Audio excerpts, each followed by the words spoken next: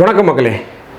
இதுவரைக்கும் ஐபிஎல் சீசனில் IPL score என்ன, எந்த கிரிக்கெட் டீம் வந்து ஜெயிக்க போகுது, யார் செமிஃபைனலுக்கு போகிறா, யார் ஃபைனலுக்கு போகிறா, ஒவ்வொரு டீம்களுடைய பாயிண்ட் என்ன அப்படின்னு பார்த்துக்கிட்டு இருந்த நம்முடைய தமிழக இளைஞர்களை இன்னைக்கு பிரேக்கிங் நியூஸ், அதுவும் குறிப்பாக சட்டசபையில் என்ன நடக்குது, தமிழக முதல்வர் மாண்புமிகு திரு ஜோசப் விஜய் அவர்கள் என்ன பேசுகிறாரு, என்ன அறிவிப்பு அவர் முதல்ல பண்ண போகிறாரு, எப்படி அவர் அரசை வழிநடத்த போகிறாரு, எப்படி கொண்டு போக போகிறாருன்னு ரொம்ப ஆர்வமாக இளைஞர்களும் இளம்பெண்களும் அவருக்கு வாக்களித்த தாய்மார்கள் எல்லாருமே வந்து ரொம்ப ஆர்வலாக டிவியை பார்த்துக்கிட்டு இருக்காங்க. ஸோ இதனால் இந்த டிவி சேனலுடைய டிஆர்பி ரொம்ப கடுமையாக உயர்ந்துக்கிட்டு இருக்கு. இப்பேற்பட்ட நிலையில் தமிழக சட்டப்பேரவையில் எதிர்க்கட்சி தலைவராக முதல் முறையாக பதவியேற்ற அண்ணன் திரு உதயநிதி அவருடைய கன்னி பேச்சை பேசியிருக்கார். நானும் கொஞ்சம் மெச்சூர்டாக பேசுவார் அப்படின்னு பார்த்தேன். ஒரு பண்பட்ட மனிதர், ஏன்னா 76 ஆண்டுகால ஆலமரம் நாங்கள் அப்படின்னு சொல்லி ஒரு பெரிய பெரிய மரத்தோடைய பட்டியலெலாம் கொடுத்தாங்க.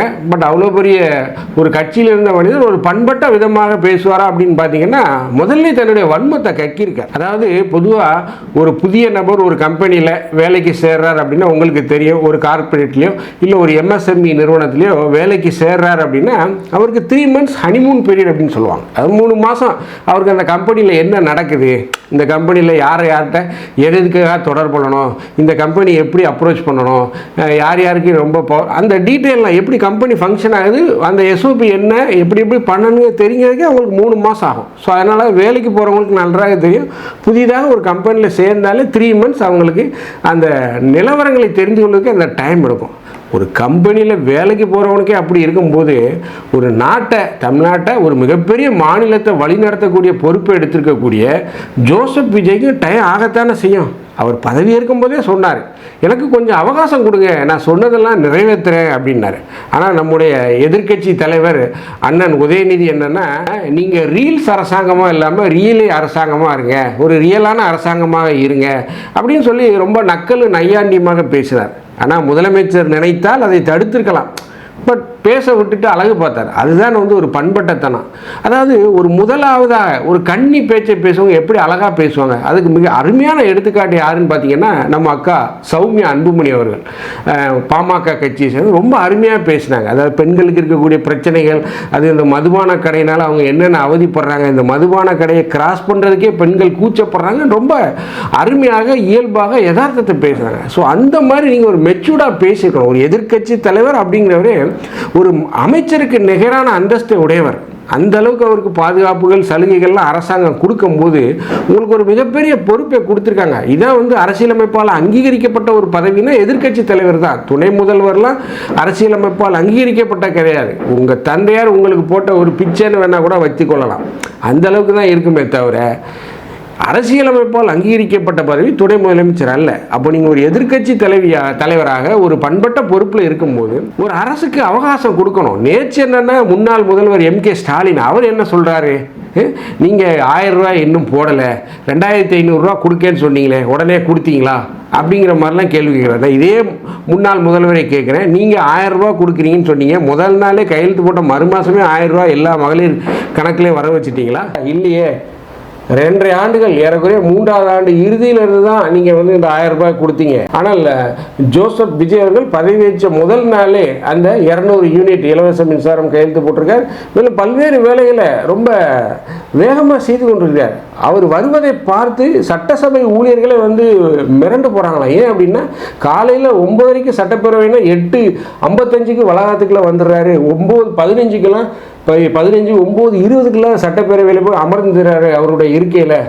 மதியம் வந்து வீட்டிலேருந்தே சாப்பாடு கட்டி எடுத்துகிட்டு வந்துடுறாரு, அங்கே வச்சு தான் சாப்பிட்றாரு, சட்டப்பேரவையில் வச்சுலாம் சாப்பிட்றாரு, அதிகாரிகள் மத்தியில் அமர்ந்து தான் சாப்பிட்றாரு. இதை பார்த்து எங்களுக்கே வியப்பாக இருக்குது அப்படின்னு சொல்லி ஒரு காமன் மேன் வந்து ஒரு பதவியில் வந்து உட்காந்துருக்கு. இதைத்தான் தமிழக மக்கள் எதிர்பார்த்தாங்க. அவருக்கு கொஞ்சம் டைம் கொடுங்க, ப்ரீத்திங் டைம் அப்படின்னு சொல்லுவாங்க. ஒருத்தருக்கு ஒரு சாதாரண ஒரு சினிமா துறையிலேருந்து வந்திருக்காரு, சட்டப்பேரவையில் என்ன நடக்குது, என்ன தெரிஞ்சுக்கிடணும், என்ன செய்யணும், அதிகாரிகளை எப்படி அணுகுவது, எப்படி வழிநடத்தணும் அவருக்கு தெரிவதற்கு குறைந்தது 6 மாதம் ஆகும். அதற்குள்ளே முதல்வர்லாம் வந்து பார்த்தீங்கன்னா நீங்கள் என்ன 2500 ரூபா தந்தேன்னு சொன்னீங்களா, தந்தீங்களா வச்சிங்களான்னு சொல்லி ரொம்ப ஒரு குடைச்சலை கொடுக்க ஆரம்பிச்சிட்டிங்க. அதாவது நீங்கள் எதிர்க்கட்சி தான், ஆனால் எதிரி கட்சியாக செயல்பட மாட்டேன்னு சொன்னீங்க. ஆனால் ஒரு ஆளுக்கு கொஞ்சம் டைம் கொடுங்க. இந்த மாதிரி நீங்கள் வந்து ஒரு வன்மத்தோட ஒருத்தன் வந்துட்டான் அவனை ஓச்சி கட்டணும் குடைச்சலை கொடுக்கணும்னு நினச்சி நீங்கள் செய்தீர்கள் என்றால் மக்கள் உங்களை ரசிக்க மாட்டார்கள். ஏற்கனவே மக்கள் உங்களை தூக்கி தூர எழுந்து விட்டார்கள். ஸோ என்ன நடக்குது தமிழக அரசியலில்? ஏன் இந்த அளவுக்கு திமுக விமர்சனங்களை முன்வைக்குது?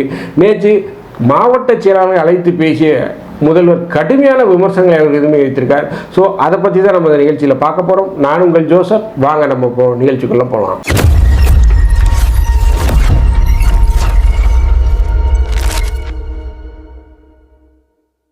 தமிழக அரசியல் ரொம்ப பரபரப்பாக போயிட்டுருக்கு. நம்முடைய தமிழக முதல்வராக பதவி வச்சிருக்கக்கூடிய அண்ணன் ஜோசப் விஜய் அவர்கள் சட்டப்பேரவைக்கு வரும்போதே பார்த்தீங்கன்னா நம்ம ஆஃபீஸ்க்கு வேலைக்கு போகிற மாதிரி சாப்பாடை கட்டி எடுத்துகிட்டு வந்துடுறாரு. அரசு அதிகாரிகள் கூட தான் உட்காந்து சாப்பிட்றாரு அப்படின்னு சொல்லி ரொம்ப ஆச்சரியத்தோடு அவருடன் பணிபுரியக்கூடிய அதிகாரிகள் சொல்லியிருக்காங்க. மேலும் 9:30 சட்டசபை கூடுது அப்படின்னா ஒரு 8:40 8:50 அந்த டைமிங்கே அவர் வந்து தமிழக தலைமைச் செயலகத்துக்கு வந்துடுறாரு. ஒரு 9:20க்கெல்லாம் வந்து அவருடைய இருக்கையில் போய் அமர்ந்திருந்தார். ஸோ ரொம்ப பரபரப்பாக வேலை பார்க்குறாரு. சாயந்தரம் 4:30 5 மணிக்கு தான் வீட்டுக்கே போகிறாரு அப்படின்னு ஒரு 9 to 5 ஜாபில் ஒரு எம்ப்ளாயி வேலை பார்ப்பார். எப்படி அதே அளவுக்கு அவர் தன்னுடைய முழு அர்ப்பணிப்பாக செய்கிறார் அப்படிங்கிறாங்க. ஸோ நம்ம அவரை வந்து முகஸ்துதி பண்ணலை, ஒரு மாற்றம் அப்படிங்கிறது தெரியுது. பட் இந்த நேரத்தில் தான் பொறுப்பாக இருக்கக்கூடிய இந்த எதிர்கட்சிகள் வந்து ஒரு பொறுப்பற்ற ஒரு வன்மத்தை கக்குறாங்க அப்படின்னு தான் சொல்லணும். அதாவது வாயால் அழிஞ்சா நம்ம ஊரில் சொல்லுவாங்கல்ல, வாயை வச்சுக்கிட்டு சும்மா இருக்கிறவங்கடா அப்படின்னு சொல்லுவாங்கல்ல. ஸோ அதே போல தான் நம்முடைய எதிர்க்கட்சி தலைவராக இருக்கக்கூடிய அண்ணன் உதயநிதி அவர்களுக்கு சொல்லக்கூடிய ஒரு ஆலோசனை தான். அவருக்கு கருத்து சொல்கிற அளவுக்கு நம்ம பெரிய ஆளாக இல்லை. பட் இருந்தாலும் நடக்கக்கூடிய விஷயங்களை கிரகித்து அப்சர்வ் பண்ணி சொல்கிறது என்னென்னா, விஜய்க்கு கொஞ்சம் டைம் கொடுங்க. நீங்கள் சட்டப்பேரவையில் உங்களுடைய கன்னி பேச்சில் என்ன பேசுனீங்க? புஷ்பா மாடல் அரசு ஒவ்வொரு கட்சி தலைவர்களையும் சந்திக்கும் போது ஒரு சோஃபா செட்டு உள்ளே போகுது. ரியல் அரசியலாக இருங்க, ரீல்ஸ் அரசியலாக இருக்காதீங்க அப்படின்னு சொன்னார். பட் உங்களுக்கு கல்வி இப்போ வந்து சோசியல் மீடியாவில் ஊற்றுறாங்களே. உங்களுடைய தந்தையார் முன்னாள் முதல்வர் 2 சிறுவர்களை அழைத்து தேவா அப்படின்னு நினைக்கிறேன் 2 பசங்களை கூப்பிட்டு நல்லா ரீல்ஸ் போடுங்க, நிறையா போடுங்கலாம் சொன்னார். இந்த வீடியோ போட்டு இப்போ உங்களை கல்வி ஊற்றிக்கிட்டு இருக்காங்க. ஒரு நடிகையுடைய போஸ்ட்டு நீங்கள் ரீபோஸ்ட் பண்ணியிருந்தீங்க, அதையுமே சொல்லி போடுறாங்க. ஸோ நம்ம பேசுறது ஒவ்வொரு பேச்சுக்கும் ஒரு எதிர்வினை அப்படிங்கிறது இருக்கு. அதாவது நியூட்டன் தேர்ட்ல தான் ஒவ்வொரு வினைக்கும் ஒரு தகுந்த எதிர்வினை உண்டு. உங்க ஆட்சியை பொறுத்த வரைக்கும் வெறும் இன்ஸ்டாகிராம்ல ரீல்ஸ் ஆட்சியா இல்லாம ரியல் ஆட்சியா நடத்துங்க. ரீல்ஸ் வந்து நல்லா போடுறீங்க தம்பி. திராவிட முன்னேற்ற கழகத்துடைய தலைமையில் தேர்தலை சந்திச்சு வென்ற தோழமை இயக்க சட்டமன்ற உறுப்பினர்களுடைய ஆதரவோடு ஆட்சி அமைத்திருக்கக்கூடிய மாண்பு முதலமைச்சர் அவர்களுக்கும் என்னுடைய வாழ்த்துக்களை நான் மீண்டும் தெரிவித்துக் கொள்கின்றேன். இன்ஸ்டாகிராம்ல 2 மணிக்கு ரீபோஸ்ட் பண்றார். யாருடைய காலை தேடி இன்ஸ்டாகிராம்ல 1 லட்சம் சேர் போட்டோம் 1 லட்சம் சேர் போட்டோம் 1 லட்சம் சேர் போட்டு 1 லட்சம் சேர் போட்டு 1 லட்சம் சேர் போட்டு இதெல்லாம் பேர் எனக்கு தெரியுமா?